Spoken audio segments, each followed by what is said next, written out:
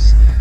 And it goes down into this drop pool about 70 feet. There's the story of a gentleman that put on a diving suit, a diving bell, you know, the kind of a diving suit that is attached to the upside, and they pumped the air down to him. They lowered him down, and he had a rope with him, and they said, now when you want to come up, just pull the rope.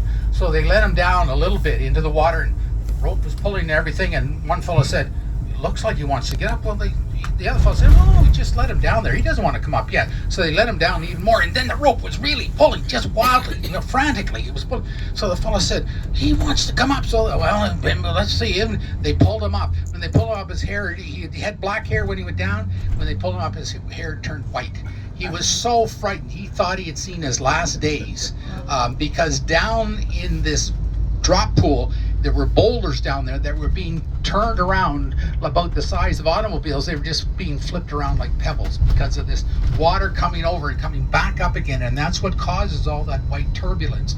Most whitewaters in whitewater rivers is caused by rocks near the surface, and if you have a lot of rocks and the water going around it, creates this whitewater. But that's not true in the Reversing Falls Rapids. It's this drop pool that goes down, the water coming back up again, that causes the whitewater. So right now, you saw where the rapids were, just across at the pulp and paper mill. Tonight at 8:30, the rapids will be upriver more. They'll be on the upside because the water comes in, it goes down the drop pool, and then it comes up on the opposite side, you see. So it moves depending on whether it's low tide or high tide. Wow. Now, as you look out here, you can see the shores. Just look along the shoreline. Look at those pylons that are holding up the bridge, and you can see where the dark green ring is, where the water was at high tide, and now it's at low tide.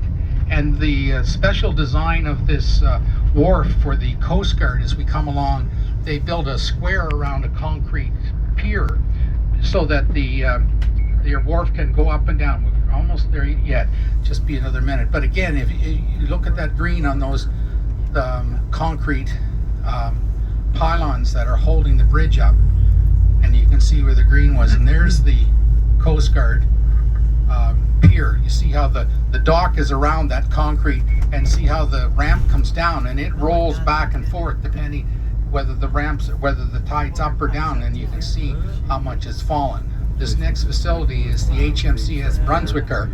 It's the training facility for the Canadian Naval Reserve here in St. John. And in behind this is, yes, to the right, straight through. Yeah, sorry. Folks, I gotta sit down here a little bit because I get distracted from directing Cynthia, and then we end up in the wrong place. That's not a good thing. Back to the port again. Be careful there, Paul. And now we're going to go to the right at the next lake. 163. Over at Needs. Yeah, I had told you about the bridge now. where the lady jumped off.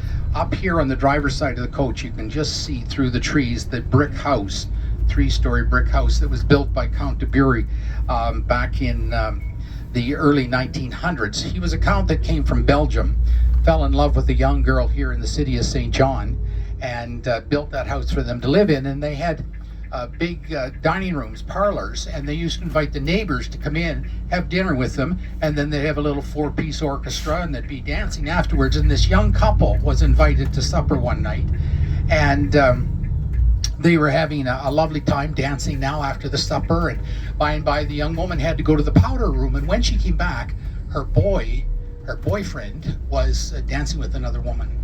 She was just heartbroken, so she ran out onto the street, down to the Reversing Falls Bridge, and she jumped over the side.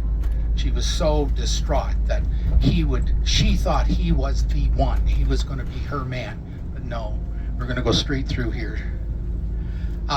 He was going to be the one, the Mr. Right.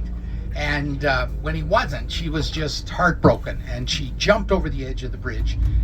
Fortunately, she lived in the age of the hooped skirt, and her skirt billowed out just like a parachute.